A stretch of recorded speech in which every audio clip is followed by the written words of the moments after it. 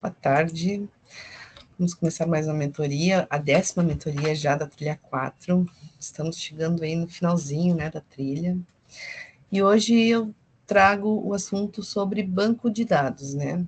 Que eram as duas opções que a gente começou a falar lá do início. Tu pode ter um servidor, né, com os dados hospedados online, ou tu pode criar um banco de dados, né, o teu próprio banco de dados, para fazer cadastros, consultas, né, dependendo aí do que tu vai utilizar, né, de qual vai ser a estratégia do teu site. O assunto de bancos de dados, ele é bem extenso, então, o que eu trouxe aqui para vocês é um compilado de tópicos, né, sobre banco de dados. Talvez vocês já tenham visto na faculdade, né, a disciplina de banco de dados, podem ter uma ideia melhor, né, do que é banco de dados. Eu trouxe bastante assunto lá no Saiba Mais também, para vocês darem uma olhada, se interessarem por fazer um banco, né, um banco de vocês, não pegar dados de forma online. Na próxima mentoria também eu vou trazer um exemplo, né, com a plataforma, usando uma plataforma, de como conectar e tudo. Não deu para colocar tudo na mesma mentoria, senão ia ficar muito extenso. O assunto é extenso, então não tem como, assim, a gente falar sobre bancos de dados, né, numa mentoria de 1 hora. Por exemplo, no curso que eu dou aula, banco de dados é uma disciplina com 20 encontros, né, então são muitas coisas que a gente tem para conhecer, né, sobre banco de dados. Aqui eu vou passar uma ideia para vocês, né. Eu não tenho certeza, mas acho que eu sugeri até um cursinho do Guanabara lá, né, nosso querido, bom e velho Guanabara. Ele tem um cursinho de bancos de dados que ele explica muito bem, ele que é o jeitinho dele, né, tirando aquele monte de propaganda que fica ali no meio dos vídeos dele, mas ele explica muito bem os conceitos, né, do que é um banco de dados, por que a gente constrói de X formas, né, ele explica muito bem. Então, para complemento aí, né, e se vocês quiserem saber mais sobre bancos de dados. Claro que se tu já começou a fazer a tua API com dados online, né, não precisa mudar, né, daí tu não vai mudar. Mas se tu te interessou, que bacana, isso aqui eu posso complementar o meu projeto, né, usando também o banco de dados local. Então aí, né, vai da estratégia de como cada uma está fazendo, como cada uma está fazendo. Então vamos lá. Então o que é um banco de dados, né? Todo mundo sempre faz, quando pergunta em aula, né, o que é um banco de dados, vem a piadinha, né? São 2 dados sentados em cima de um banco, né? Um banco para dados. Não, não é isso, né? Então, um banco de dados é uma coleção organizada de informações onde é possível coletar, armazenar e facilitar o acesso aos dados. Ele atua como um sistema que permite registrar e gerenciar simultaneamente uma vasta quantidade de informações sobre diversos assuntos. Através dele, é possível manter um histórico atualizado das transações realizadas, além de permitir a análise dos dados para gerar insights e estratégias. Atualmente, o mundo digital é impulsionado por inúmeros bancos de dados interconectados que processam e fornecem informações instantaneamente a qualquer momento, né? Rafa, mas eu não posso ter uma planilha do Excel como banco de dados, por exemplo? Não é a mesma coisa, né? A gente vai ver que o banco de dados tem um software que gerencia ele, que a gente chama de SGBD, a gente vai ver agora aqui os conceitos, né? E esses dados ficam protegidos por causa desse gerenciamento, né? Ficam com controle de acesso, não é qualquer pessoa que vai poder acessar e manipular esses dados, a gente consegue tirar históricos. No banco relacional, que a gente vai falar também, os dados estão relacionados, então no momento que altera um dado que está relacionado com outro, vai afetar automaticamente aquele outro dado, e assim por diante, né? Então a gente tem muitas vantagens em ter um banco de dados e não só uma planilha de dados, né? Porque uma planilha de dados vai depender muito da atenção humana e muito trabalho também, né? Para fazer controle ali do que foi inserido, se aquilo ali já existe naquela planilha, se não tem dado duplicado, né? No banco de dados a gente tem muitas regras para construir, né? Para chegar lá naquele produto final, lá naquele banco de dados. Não é só ir lá jogar os dados nas tabelas, né? A gente tem todo um processo aí para criar esse banco. Então, qual a função de um banco de dados? Como o próprio nome indica, a principal função de um banco de dados é agrupar dados relacionados a um tema específico. Então, quando eu crio um banco de dados, eu crio o banco para um assunto específico. Eu não costumo misturar assuntos. Eu vou criar um para cada assunto específico. Até porque esses dados, no banco de dados relacional, a gente vai ver que a gente tem tipos de dados, né? Mas no relacional, que é bastante utilizado, esses dados se relacionam. Então, como na vida real, né, tu vai te relacionar com assuntos do teu interesse, né? Assuntos que não tem nenhuma relação, que não tem nenhum tipo de relação, né, com os meus, eu não vou me relacionar. Então, seria mais ou menos essa a ideia, né? Então, ele serve para armazenar diversos tipos de informações, como documentos, serviços, clientes, endereços, entre outros. Uma vez armazenados no banco de dados, esses dados podem ser organizados, analisados e interpretados. As vantagens. O histórico de dados. Então, uma das principais vantagens de ter um banco de dados é a capacidade de armazenar informações detalhadas sobre o seu negócio, criando um histórico de dados que pode ser utilizado para machine learning e data science, que é aprendizado de máquina e ciência de dados. Facilidade de acesso, aqui minha frase ficou esticada. Garante que todas as informações sejam facilmente compartilhadas entre todos, promovendo maior alinhamento organizacional. Análise comparativos, permite realizar análises, comparar dados, criar relatórios estratégicos e contribuir para que a estratégia de desenvolvimento seja mais assertiva. Segurança de dados, então proporciona a proteção das informações, evitando que pessoas não autorizadas acessem aos dados contidos no banco de dados, né? Por ele ter sistema de gerenciamento, a gente pode dar permissões, né, para quem vai acessar esse banco, quem vai poder só visualizar os dados, quem vai só consultar, visualizar, é a mesma coisa que consultar, né? Quem vai excluir, quem vai alterar, né? Então, a gente consegue manter esse controle de permissões usando o banco de dados. Aprimoramento das informações facilita a curadoria dos registros através do sistema de gerenciamento do banco de dados. O gestor pode identificar informações relevantes para o negócio e descartar outras, conforme as necessidades, mantendo atualizados apenas os dados pertinentes. Aumento da produtividade, aprimora as operações, reduz a redundância e aumenta a flexibilidade, além de oferecer maior disponibilidade e utilização dos ativos de TI. Essa redundância é quando eu tenho dados repetidos, por exemplo, né? Então, um banco de dados ideal não tem dado repetido, né? Não tem redundância de dados. E a flexibilidade é a maior facilidade da gente encontrar, né, o que a gente quer ali naquele banco, né?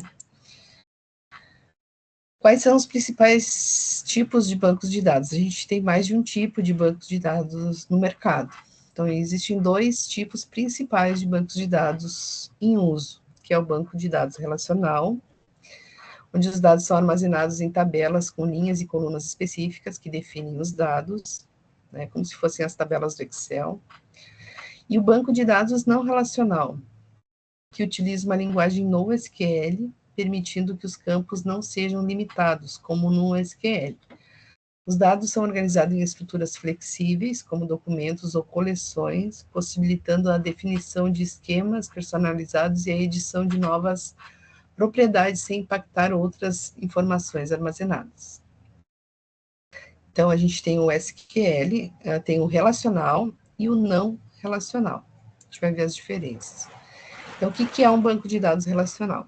Então, um banco de dados relacional é um tipo específico de banco de dados que organiza e armazena os dados em tabelas como uma estrutura pré-definida. Nesse modelo, os dados são organizados em linhas e colunas, onde cada tabela representa uma entidade ou um conjunto de entidades relacionadas. Na linguagem do banco de dados, a gente chama uma tabela de entidade. Então, o banco de dados vai ter várias tabelas, várias entidades, e cada entidade, cada tabela, com um assunto específico. Por exemplo, se eu tivesse modelando uma escola, eu teria a entidade alunos, a entidade funcionários, a entidade disciplinas, a entidade cursos, né? E o que que eu e o que, que são as linhas e colunas, né? As linhas são os registros, onde cada linha vai ser o cadastro de um aluno, por exemplo, e as colunas é o que eu quero guardar sobre aquele, o que eu quero guardar naquela tabela aluno, naquela entidade aluno. O que eu guardaria numa tabela chamada aluno?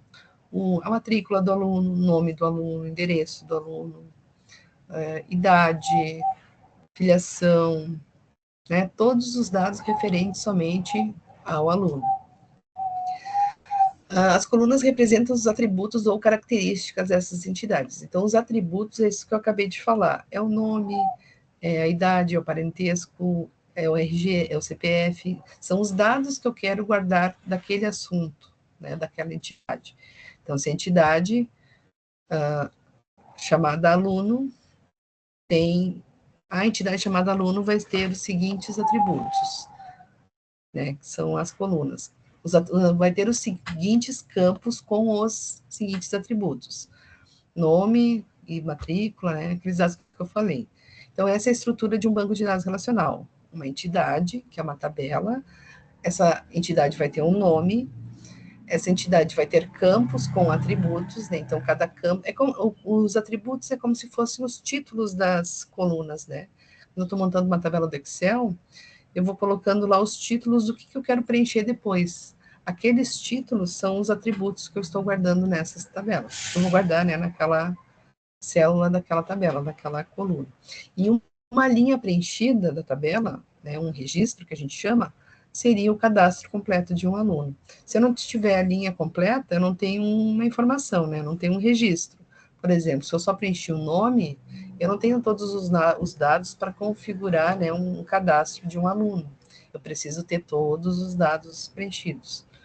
Então, aí sim eu vou ter um registro, né, um cadastro de um aluno. Não sei se vocês estão mais ou menos entendendo. Qualquer coisa escreve no chat ou me fala aí, tá? Então, para interagir com esses bancos de dados relacionais, utilizamos sistemas de gerenciamento de banco de dados que a gente chama de SGBDs, tá? Nossos queridos SGBDs. O SGBD é uma sigla para Sistema de Gerenciamento de Banco de Dados e refere-se a um software que gerencia e controla o acesso a um banco de dados. Um SGBD fornece uma interface para o usuário, para os usuários interagirem com o banco de dados, permitindo a criação, manipulação e recuperação dos dados armazenados. Ele gerencia aspectos como a estrutura dos dados, segurança, integridade, desempenho e disponibilidade no banco de dados, do banco de dados. No caso dos bancos de dados relacionais, existe o conceito de SGBDR, que é o Sistema de Gerenciamento de Bancos de Dados Relacional, que é um tipo específico de SGBD projetado para armazenar, gerenciar e recuperar dados em formato relacional. Como é que a gente poderia ver o que é um SGBD? Por exemplo, pense numa rede de farmácia bem grande, né, mas uma bem grande assim, que toda esquina a gente enxerga uma farmácia daquela rede. Então, aquela farmácia, ou mercado, né, um exemplo que me veio na cabeça foi farmácia. Aquela farmácia vai ter uma interface, né, dela, com o logo dela ali, com os dados, né, um front. E aí, os dados de todos aqueles medicamentos, querendo dizer assim, peraí que eu vou ver se tem estoque, achei lá na filial tal, né? Onde é que ela foi verificar esses dados? Em um banco de dados. Então, essa interface que acessa o banco, a gente chama de SGBD, né? Aliás, vai ter a interface da farmácia, vai ter esse sistema de gerenciamento que essa interface vai usar para acessar os dados. O SGBD é como se fosse a API ali, né, controlando quem vai acessar, quem não vai, através de uma interface. É por isso que a imagem aqui tem as aplicações, né, o SGBD e depois o banco de dados. Isso para os dados ficarem ali protegidinhos, né, para não vir qualquer pessoa ir lá excluir um medicamento, por exemplo, até porque a gente tem vários problemas quando a gente cria banco de dados, seja em relação à exclusão, né? Por exemplo, essa mesma farmácia, ela vendia um medicamento e dava... A farmácia não dá garantia, né? Mas sei lá, imagine uma loja, então, que dá garantia de 3 anos para um produto que ela vende, né? Que ela tem cadastrado lá no banco de dados e tal. Passaram-se 2 anos, ela não vendeu mais aquele produto, foi lá e excluiu todos os dados referentes àquele produto. E aí, no terceiro ano, vem alguém reclamar. Ah, eu tenho essa garantia estendida, né, até a data tal, e quero fazer a troca. Como é que a pessoa vai achar a informação se já foi excluído de um banco, né? Tem todas essas questões, então, que a gente tem que cuidar, né, relacionado ao banco de dados. É que esse assunto é muito grande, né? Isso aqui a gente poderia ficar conversando aqui a tarde inteira sobre bancos de dados, né? Então, quais são as funções de um SGBD, né? Desse software aí que protege o banco de dados? A criação e definição de dados permite definir a estrutura do banco de dados, incluindo tabelas, campos, tipos de dados e relacionamentos entre os dados. A inserção, atualização e exclusão de dados, que é o CRUD, né? Sempre quando a gente vê esse quarteto aqui, a gente pensa no CRUD. Facilita a inserção de novos dados, a atualização de dados existentes e a exclusão de dados desnecessários. Consultas e recuperação. Oferece mecanismos para consultar e recuperar dados específicos utilizando linguagens de consulta como o SQL. Controle de acesso e segurança. Gerencia quem pode acessar e modificar os dados, implementando mecanismos de autenticação e autorização para proteger a integridade e a privacidade dos dados. Gerenciamento de transações. Garante que múltiplas operações sejam executadas de maneira confiável, seguindo propriedades ACID, que essas propriedades são as que todos os bancos devem ter, né? Atomicidade, consistência, isolamento e durabilidade. A atomicidade é garantir que cada dado seja único, né? Seja atômico. A consistência é que esses dados não estão duplicados, né? Que não sejam inconsistentes, que não tenha outra informação em outro lugar com alguma parte diferente, né? Que cause dúvida, assim, mas agora essa informação ou aquela, né? O isolamento que garante que todas as transações, quem são as transações? É a inclusão, alteração, consulta, o CRUD, né? Seja feita de forma independente, que uma não interfira na outra. Durabilidade, garantir que o banco tenha sempre um backup atualizado, né? Para assegurar que as transações sejam completadas corretamente, né? Se caso caia a luz, né? É aquilo que a gente fala assim de conseguir colocar o banco no ar, caso ele tenha caído, né? Que a gente fala às vezes, o banco caiu, né? Tá fora do ar, né? Mas nesse sentido de ter acontecido alguma falha e eu ter esse backup para botar ele em funcionamento de novo com a menor perda de dados possível. O backup e recuperação fornece ferramentas para fazer backup dos dados e restaurá-lo em caso de perda ou corrupção. Desempenho e otimização implementa técnicas para melhorar o desempenho das operações do banco de dados, como indexação, cache e tuning, que refere-se ao processo de ajustar e otimizar parâmetros e configurações para o melhor desempenho de modelos, sistemas ou consultas. E a integridade dos dados, segura que os dados armazenados sejam precisos e consistentes, aplicando regras de integridade e validações. Então, notem que tem muita coisa, né, que a gente precisa estudar sobre o SGBD também, porque é um conjunto, né, de coisas ali que precisam acontecer para tudo funcionar bem. Então, a estrutura de um banco de dados, né, como eu falei já antes lá para vocês. Então, o banco funciona como uma coletânea de dados que são armazenados em uma tabela que possui colunas e linhas de onde as informações são retiradas. Então, isso aqui é uma entidade, né, que vai ter um nome e que vai ter colunas e linhas. Então, nas colunas eu vou ter o atributo, né, que é o que eu quero guardar nessas células, nessa coluna.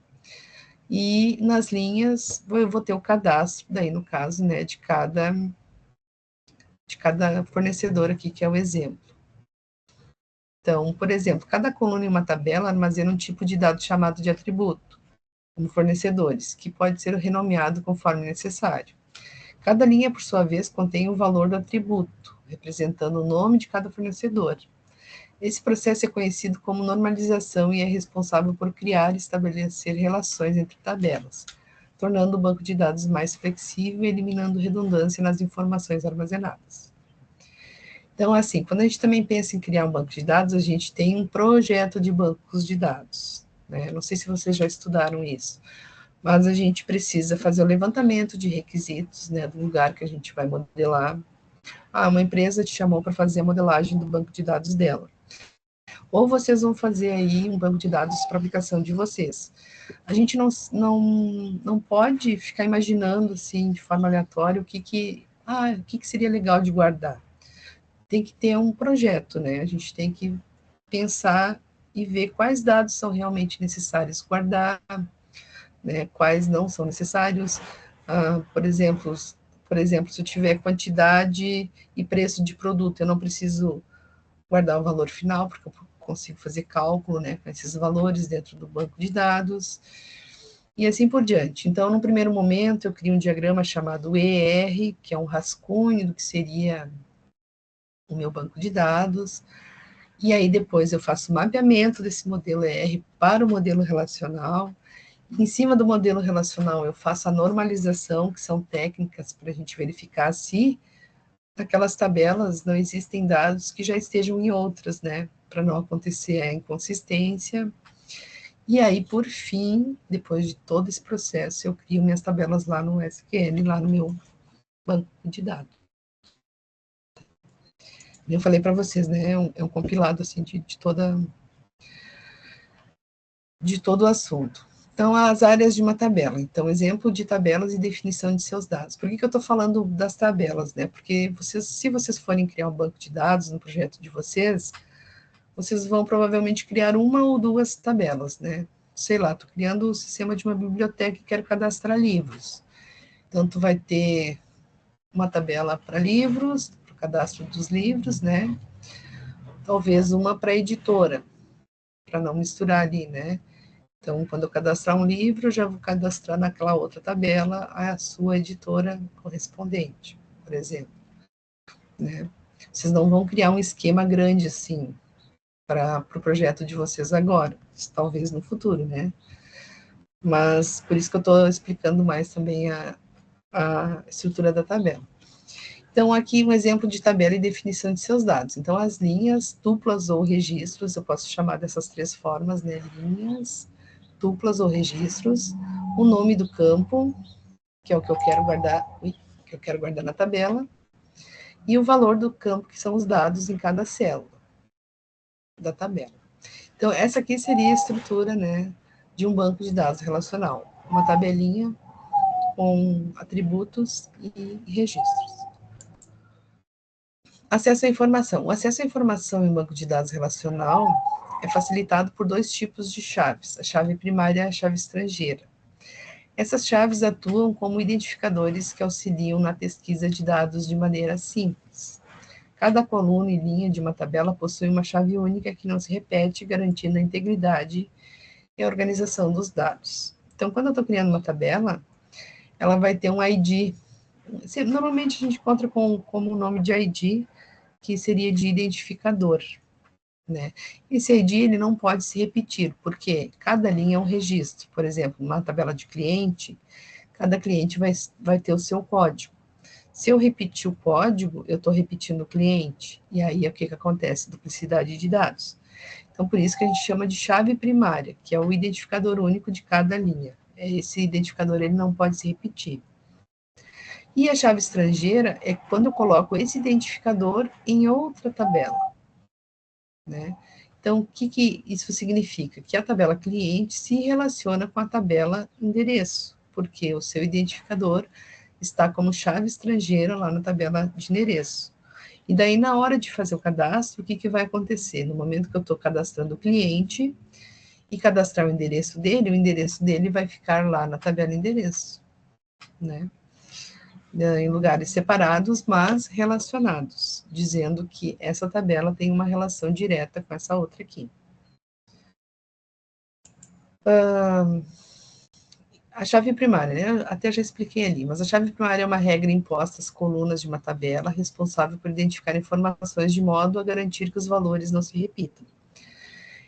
Por exemplo, em uma tabela de identificação dos clientes, a coluna com informações que torna cada cliente único não pode possuir atributos repetidos, enquanto as colunas de nome, CPF e e-mail poderiam. O que isso quer dizer? Que eu posso ter um cliente com um nome totalmente igual ao outro. Claro que não vai ter totalmente, porque vai ter o CNPJ, né? Por exemplo. Mas digamos que quase tudo seja igual, né? Vai ter que ter uma coisa de diferente para diferenciar os dois. Quem é essa coisa é a chave primária. Tá? Então, para evitar essa duplicação, é usada a chave primária. Os gerenciadores do SGBD, né, no momento que a gente está criando uma tabela, se a gente for repetir ela, ele já vai reclamar, ele vai dar um erro ali dizendo que aquela chave já existe, para alertar a gente, né, que já foi cadastrado alguma coisa com aquela chave. E a chave estrangeira é uma regra que define o comportamento das colunas e possibilita a comunicação entre diferentes tabelas, que referencia a chave primária de outra tabela. Então, uma chave estrangeira é uma chave primária que não está na sua tabela de origem. Então, através da chave estrangeira é possível estabelecer relacionamentos entre tabelas em uma base de dados relacional. Por exemplo, associar a coluna de uma tabela com informações sobre clientes com uma coluna de tabela de endereços, a fim de ter um controle sobre as solicitações que foram realizadas. Né? Cada cliente vai ter o seu endereço. As principais características do banco de dados relacional. Então, o banco de dados relacional possui atributos que favorecem a organização, permitindo o acesso aos dados de maneira estruturada e automatizada. Suas principais características são conhecidas como a CID, né, que eu já até tinha comentado antes lá, que são as 4 propriedades de um banco: atomicidade, consistência, isolamento e durabilidade. A atomicidade garante que cada transação no banco de dados seja tratada como uma unidade indivisível, mantendo a precisão dos dados e garantindo que todas as regras sejam seguidas. A atomicidade seria assim, tipo 880, né? Se eu comecei uma transação, eu tenho que terminar ela. Não posso deixar ela pela metade. Né? Se eu não terminar, ela é toda desfeita e começada novamente. A consistência segura que a integridade dos dados seja mantida, permitindo apenas operações que atendam às regras estabelecidas pelo banco de dados. Por exemplo, se eu estiver fazendo uma transferência no banco de dados, eu só vou transferir o dinheiro depois de verificar se a conta de onde vai sair o dinheiro tem dinheiro, né? Não posso fazer a transferência antes de verificar se a conta tem dinheiro.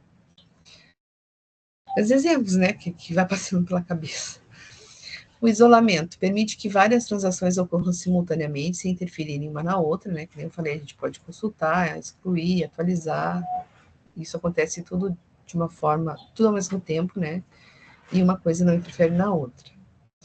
E a durabilidade garante que os dados permaneçam salvos após a conclusão de uma transação, protegendo-os contra perdas em caso de falhas no sistema.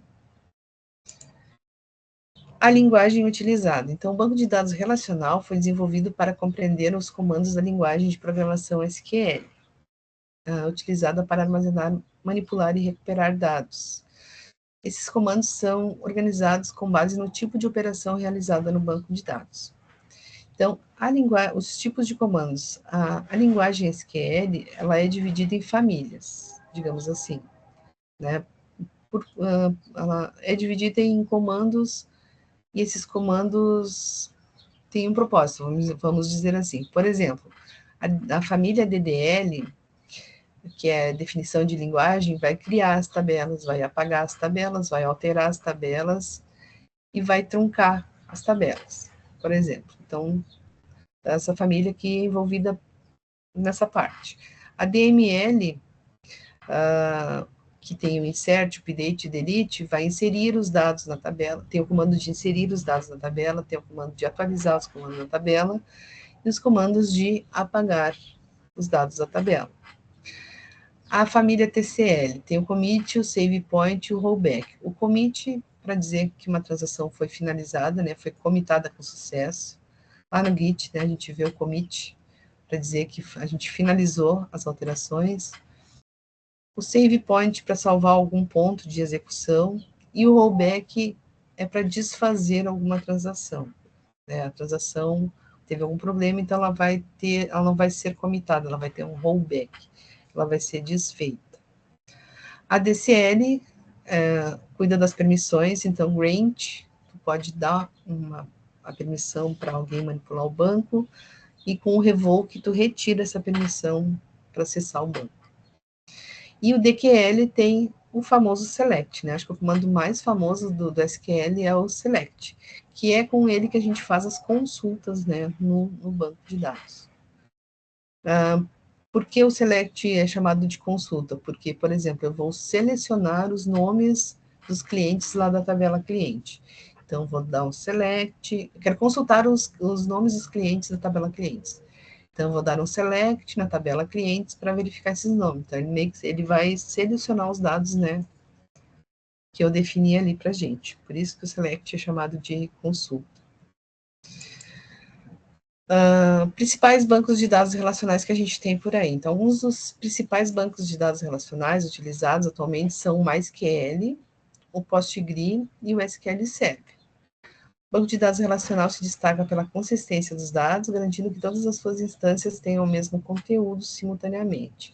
Isso torna essencial para operações que utilizam dados em tempo real, como transações de carrinhos de compra online.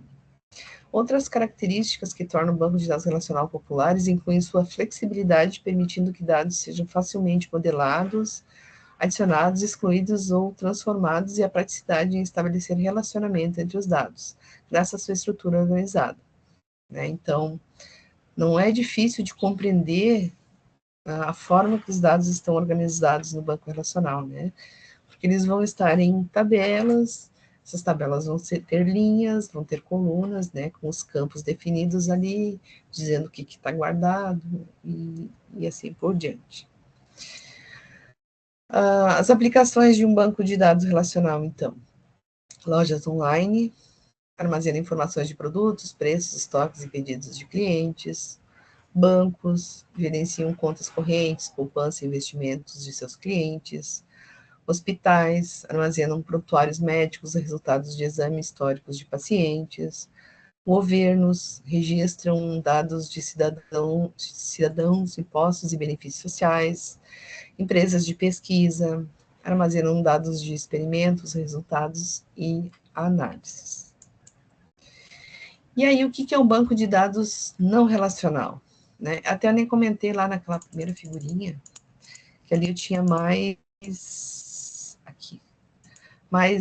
bancos, né? O PostgreSQL, o MySQL, que é o golfinho, o IBM DB2, o Oracle, que é o gigante aí, né, do mercado, o da Microsoft, que é o SQL Server, e esse aqui é o do pacote Office, o Access, quase esqueci o nome do Access, né, que é bem simples, mas também, né, quebra um galho como um banquinho de dados.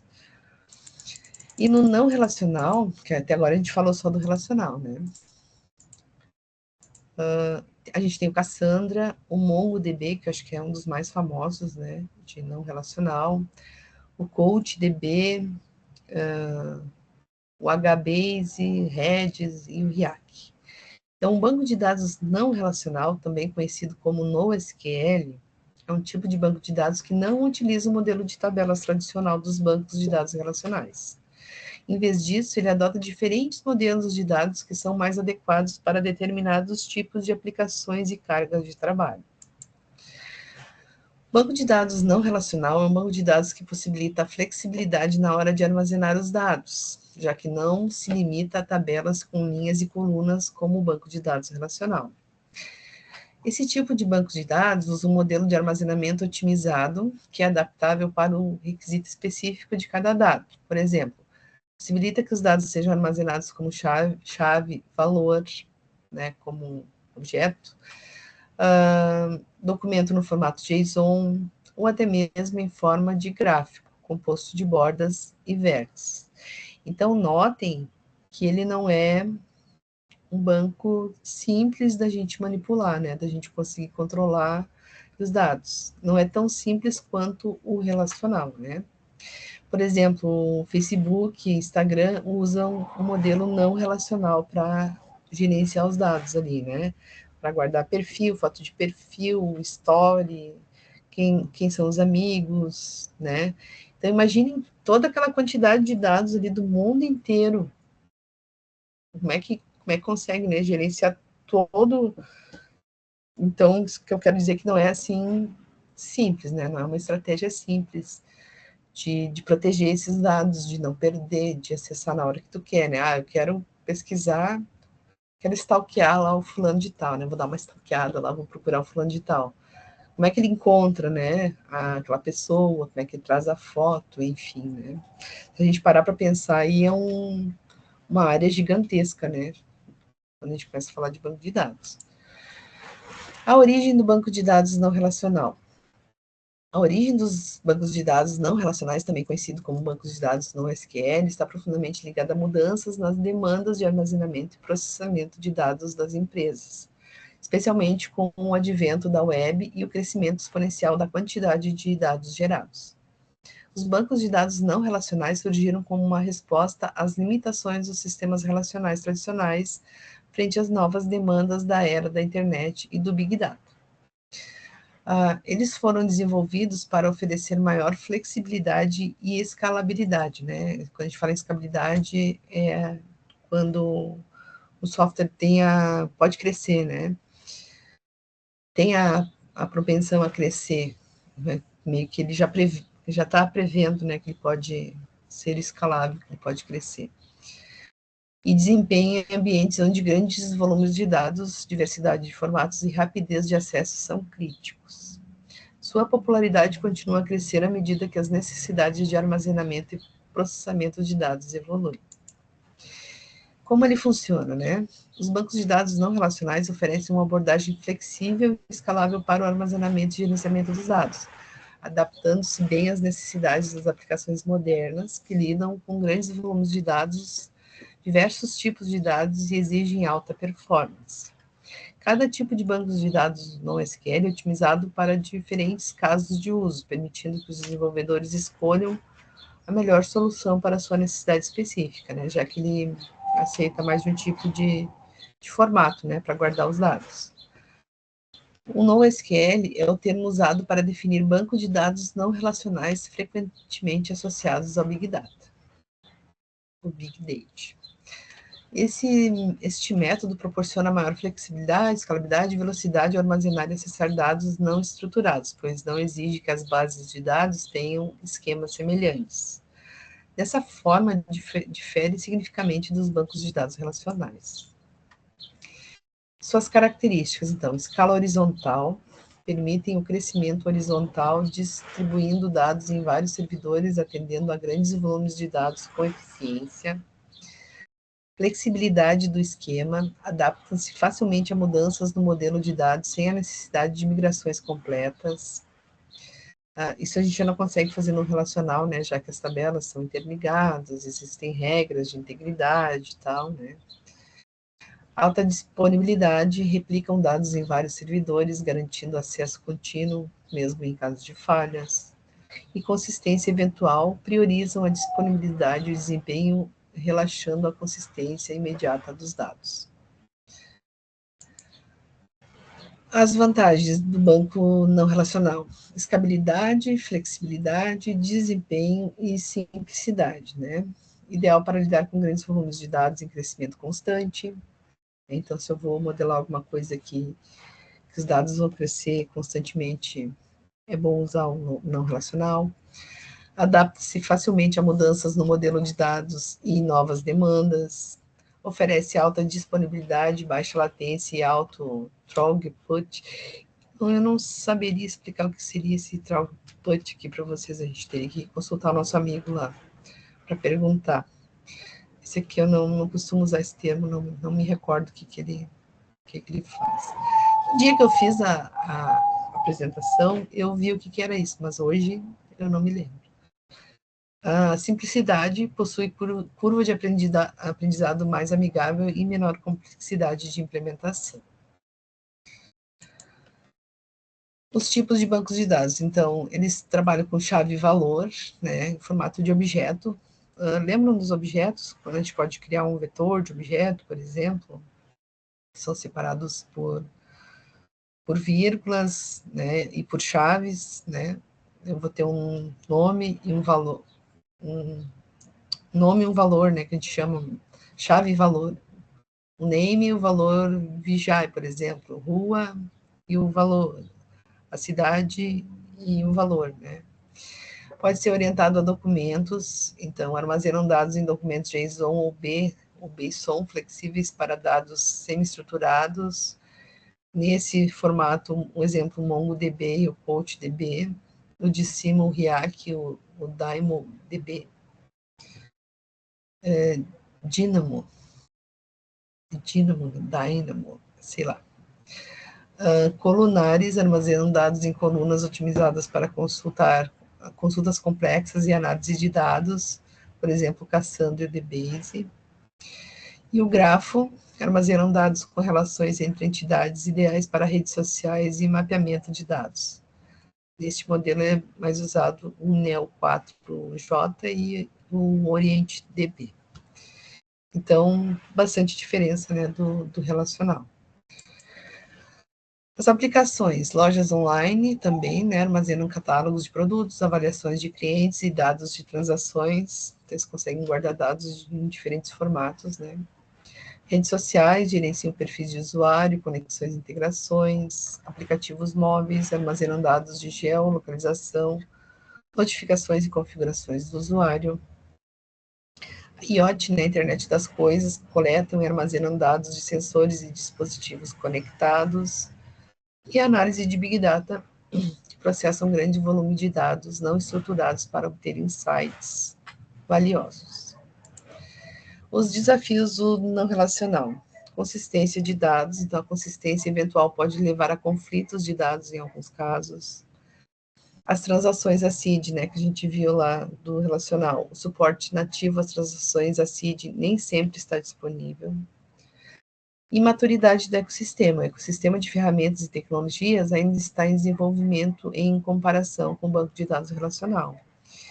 O que isso quer dizer? O banco de dados relacional já tem mais estrada, né? Já tem mais documentação, já tem mais coisas documentadas, né, do que o não relacional.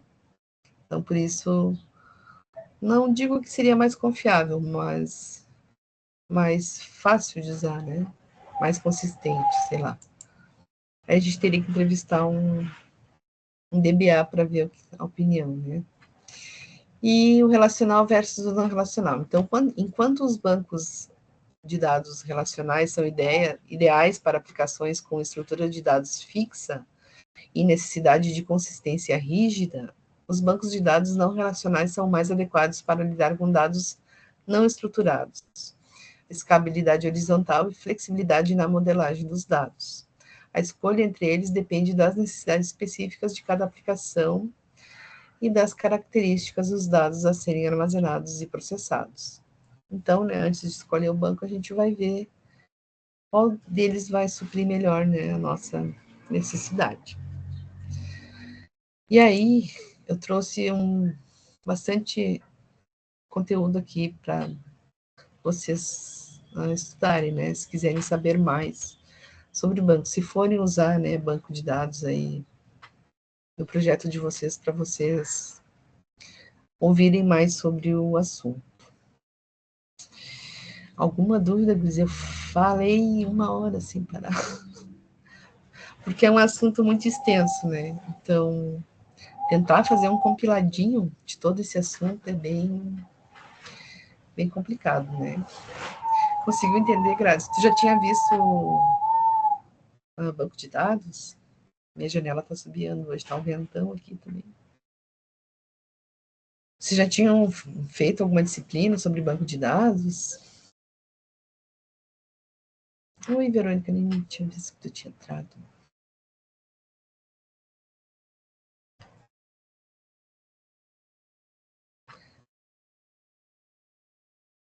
Um pouco na faculdade, gosto do tema. Sim, o assunto banco de dados é bem interessante, né? E é um assunto assim, eu não sei se é aí para cima. Aqui no Sul a gente tem tecnólogos de banco de dados, por exemplo. Por exemplo, eu fiz a faculdade e me interessei pela área, né? Porque é uma área muito extensa. Se a gente parar para pensar, a gente precisa de um banco de dados praticamente para tudo, né? Não necessariamente criar um, mas usar dados que estejam guardados em um lugar. Então, esses conceitos, né, de buscar dados, armazenar dados, consultar, então, né, tem uma abrangência bem grande. A Ana também já fez na faculdade também. Então, não é de outro mundo, assim, o que eu falei para vocês. Né? Que bom, porque se ninguém tivesse ouvido falar, talvez ficasse muito superficial, né? Porque é muito pouco tempo para falar de tanto assunto. Na semana que vem eu vou continuar falando um pouquinho mais, tá? Mas é só mais semana que vem daí, sobre esse assunto. E aí vocês avaliem, né? Se de repente não seria legal criar um banco, sei lá. Vocês estão planejando, né? Já vi um pouco de MySQL e SQL Server, a Graça. Isso. Eu vou trazer semana que vem um exemplo do MySQL com o Champ. Daí, o Champ é uma plataforma, né, que já traz um servidor para a gente criar um servidor local para a gente ver como os dados ficariam renderizados, né? Para vocês terem uma ideia do que a gente está falando. Alguma dúvida em relação a esse assunto? Eu sei que eu falei muita coisa, né? Não sei se vocês anotaram alguma coisa, querem perguntar alguma coisa. Se tá tudo certo. Tudo certo, Tati? É isso? Então é isso. Um bom finalzinho de semana. Eu já ia dizer um bom início de semana, né? Porque a gente tem feriado na quarta, mas não, hoje é quinta-feira, né? Amanhã já é sexta. Isso, Tati, agora é hora de juntar tudo. A gente tá chegando no final dos assuntos, né? Decidir o que vai finalizar aí o projeto.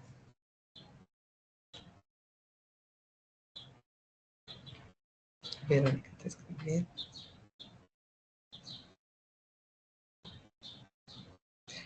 Verônica, o problema é juntar tudo. Mas depois que a gente consegue ter esse pensar, mas é isso, né? Aí o negócio vai, aí flui. A gente tem muita ajuda hoje em dia, né? Não sei se vocês fazem a trilha de IA. Eu não sei se eu já falei isso aqui também, né? Mas é bom reforçar que hoje em dia a gente tem ajuda da IA que, nossa, há uns 2, 3 anos atrás a gente não tinha, né? A gente tinha só documentação para ler, ou alguém falando em fóruns, né? Dando exemplos. Hoje em dia a gente consegue extrair informação de forma super rápida. Claro, a gente também tem que saber o que a gente está perguntando, né? Como é que é? A IA ainda não adivinha o que a gente tem em mente. Mas, assim, ela ajuda demais, né, a gente hoje em dia. Então, a gente pode aprender muito, né, usando a IA. Isso, também tem o YouTube, né, com um monte de material. Às vezes, eu não sei se acontece com vocês, mas esse tempo eu tava com um problema.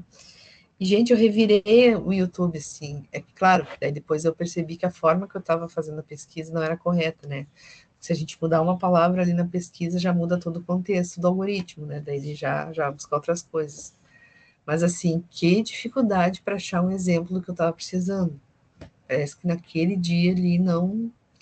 O mar não estava para mim, né? Não estava para peixe.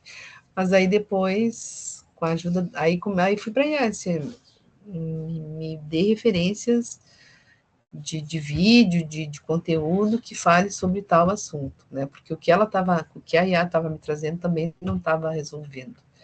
Então eu pedi para a IA me trazer links de vídeos ou links com conteúdo, né? Ou com documentação falando sobre. Aí eu consegui. Mas assim, a gente tem que ficar ali em cima, né? Não pode desistir, não pode desanimar. Se não dá naquele dia, também às vezes a gente fica tão cansado, né? Que a gente daí já nem consegue mais, tem que deixar para o outro. Assim, de pouquinho em pouquinho a gente vai indo. Né? Meninas, é isso? Então, se for isso, bons estudos.